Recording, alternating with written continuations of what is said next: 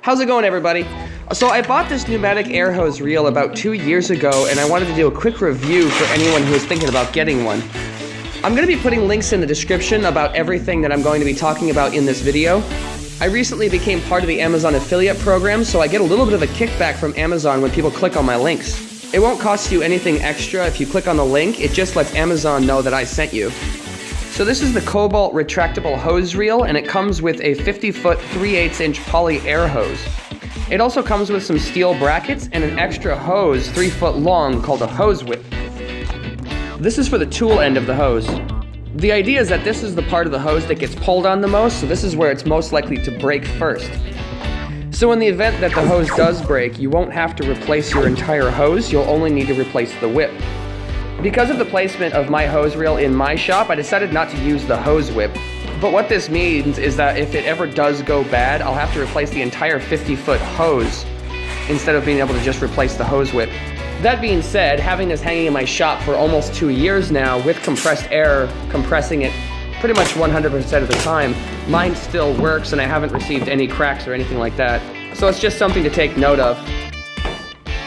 The brackets on the reel are all made out of steel and they're incredibly durable.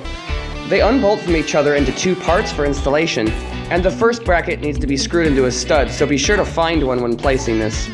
The place I decided to put mine was 90 degrees to all of the studs, so I had to install a 2x4 perpendicular to my studs so that I had something to screw into. Once the first bracket is installed, the hose reel itself bolts right to it using these 3 bolts.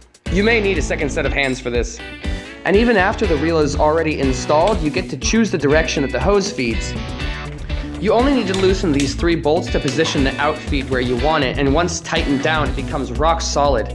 And there's even a fine-tune adjustment near the outfeed rollers themselves.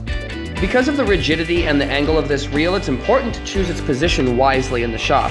I put mine in the center of my shop for easy access, but it didn't turn out to be the best idea. Whenever I need the hose in the south end of the shop, I have to unravel the entire length that I need first, and then carry it over.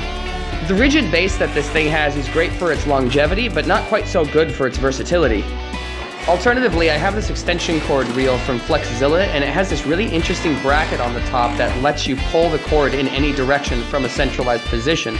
The easiest way to solve this problem is when you install this, try to put it in the corner of your shop. That way you only ever have to pull it in one direction. So you'll have to find some way to run air to the reel, and in my opinion, you can't do much better than these cheap hoses.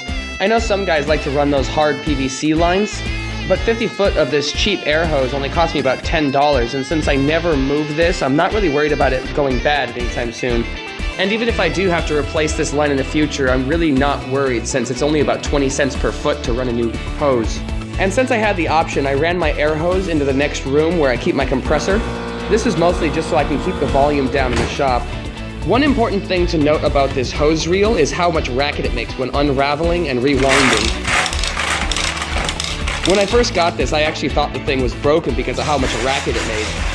It's a bit hard to show on camera, but I'd say it's about as loud as most of my drills. It's not loud enough to bother me in my shop, but it's a good thing to know before you buy. So that's the Cobalt 50-foot air hose and hose reel. When I bought this one, it was about $150, and I know they've come down in price a bit.